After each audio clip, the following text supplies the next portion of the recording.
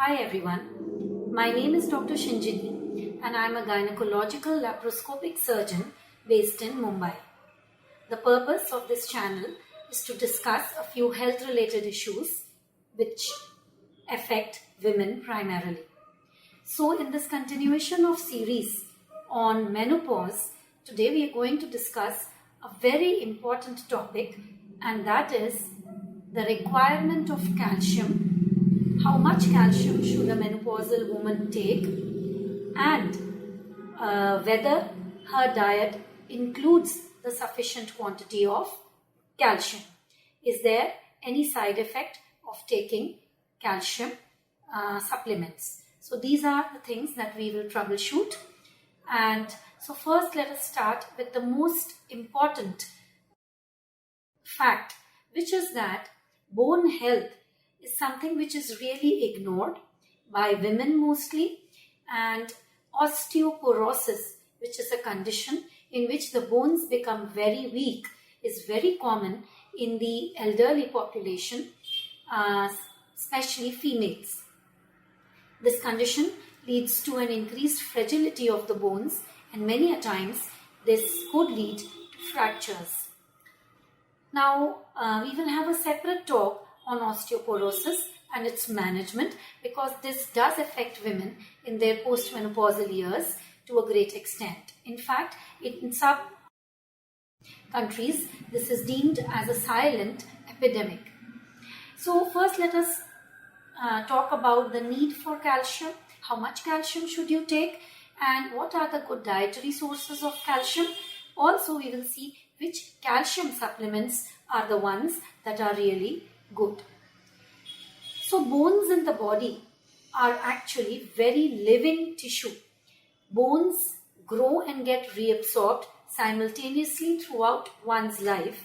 However, in the early years, that is till you reach your 30s, the rate of formation of the bone is much more than the rate of its resorption.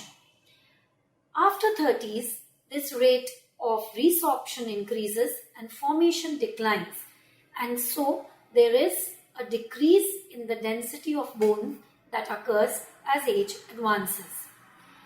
Now, this remodeling of bone, as it is called, is going to continue as you age, and therefore it is very important to be aware on what things you can do to keep your bones strong and to prevent fractures and bony pains in your menopausal years. So, let us first see how much actually is the role of calcium in maintaining bone strength. Now, calcium is extremely important in maintaining bone integrity, bone formation and bone strength. We will not go into the detail of the role of calcium in bone formation, remodeling, etc. Here it suffices for you to understand that calcium is extremely important for bone strength. Now, next question is, how much calcium does an adult man or a woman need? So, adult men and women both need around 1000 milligrams of calcium through their diet or medication combined. However, in women after the age of 50, there is a rapid rate of loss of bone density, and so the requirement in women after 50 increases to 1200 milligrams per day. Now, in men and women before 50, the requirement is same, that is 1000 milligrams per day. In women above the age of 50, it goes to 1200, that is 1200 milligrams per day. The same thing in men will also go to 1200 after they cross the age of 70 years. Now, this number 1200 is a combined intake of all the sources from the diet that you are taking and from whatever supplements that you are taking. Please remember that it is difficult for the body to absorb over 500 milligrams at one point of time. So it is better to take calcium supplements in divided doses. Now, another fact that is very important is that since the requirement of calcium increases after 50 in women, are there any other conditions in other people which may increase their calcium requirement? So yes, there are a certain group of people who are suffering from certain digestive disorders like malabsorption syndromes. That is, their food doesn't get absorbed very well. And people suffering from these malabsorptive syndromes are the ones that may need supplemental calcium, like the postmenopausal lady, in their diet. Now, what are the conditions that affect calcium absorption, or what role does diet play in your calcium absorption daily? Now, it is very important to remember that when we take calcium rich foods, then we don't take them with foods like coffee and alcohol, because they can restrict the calcium absorption from our diet. Also, it is very important to understand that the stomach acid is important or helps in absorption of calcium. So sometimes the calcium tablet that you take is advised to be taken on a full stomach. So when should I take calcium? I should take it after a meal. So the right time to take calcium is basically after a meal. Now let us see what are the which diet rather is rich in calcium. So basically in the chart next here now, I will detail out a few foods with their calcium strength. However, it is important for you to remember that all milk and milk-based dairy products are generally rich in calcium. So let it be milk itself or yogurt or curd. Then you have certain vegetables, especially the green vegetables and the broccoli, which is highly rich in calcium. Apart from this, almonds are also quite rich in calcium. Those who can tolerate soya food, especially the soya paneer, which is known as the tofu, is also good in calcium. So these are a few foods which you can inculcate in your diet in a balanced manner so as to increase your calcium intake. Now, apart from this, in the postmenopausal period, in older age groups in both men and women, we do recommend calcium supplements, because diet is not sufficient to provide around 1200 milligrams of calcium per day. So, how do you take these supplements?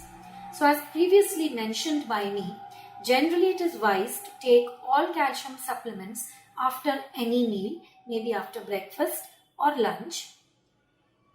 These calcium supplements basically come in two types of salts. So you have the carbonate salts, which need the stomach acid for good absorption.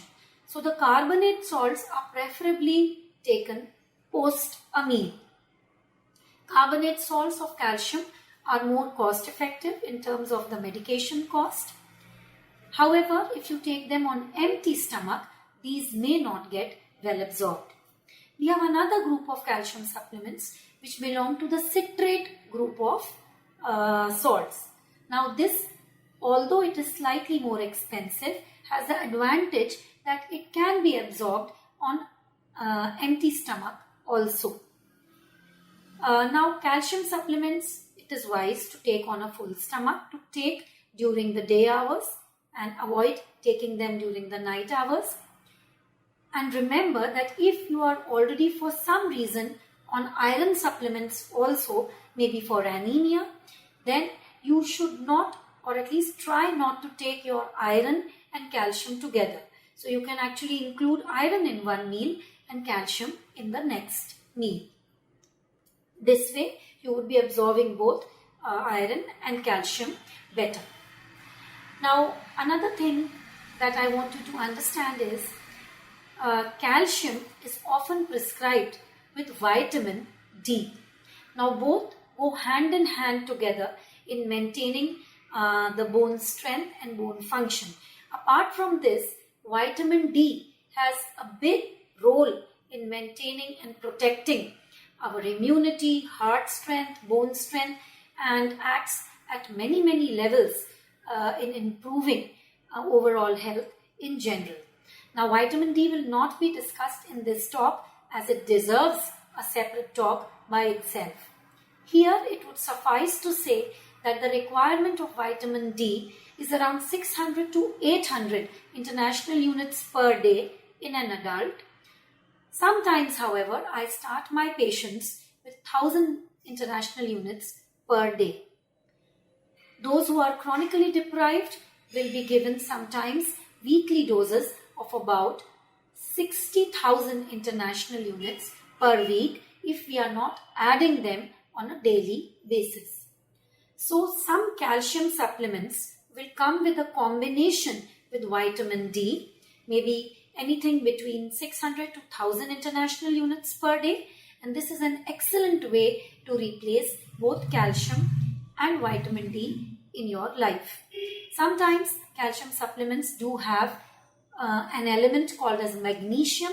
So if you have a combination which has calcium, magnesium and vitamin D, it is basically a good combination to use.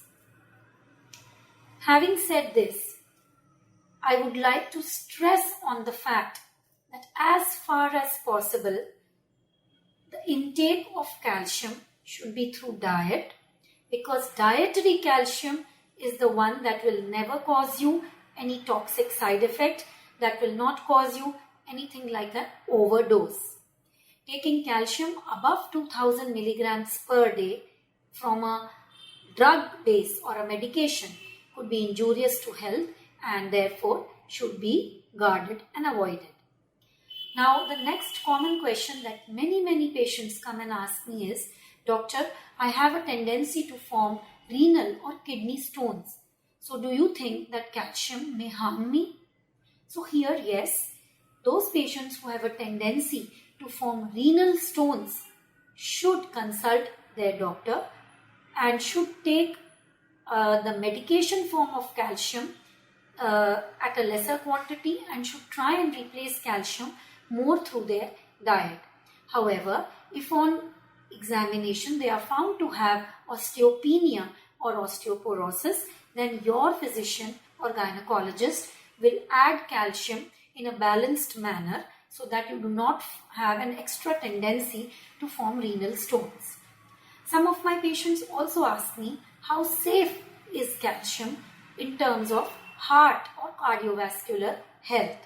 Now, there have been a few studies in the past which actually have said that high levels of medicated calcium can be bad for cardiovascular health. But now later studies and the ones that have been better framed have actually disputed this, and calcium is not as such considered bad for heart health. Remember here, calcium when combined with vitamin D does not adversely affect the heart, and in a large study recently it has been found actually to be cardioprotective. And so I would really recommend calcium for all postmenopausal women. So this was a very small talk about calcium, its requirement, how to take it, when to take it. Do all of us need calcium in our diet? That is supplemental calcium in our diet. And what are the medications which may interfere with calcium absorption? I hope you like this talk, and the next talk that we will continue in this series of discussion on menopause and menopausal issues is the problem of osteoporosis, which means weaker bones, and this is a problem which is commonly faced by women above 50. Having easy fractures is a common problem. Having backache, knee pains, etc. is also a very common problem which most women above 50 will complain of. So we will have a short discussion on this particular subject in my next talk, and I hope you find today's talk informative. Signing out for now and thanking you, Dr. Shinjini.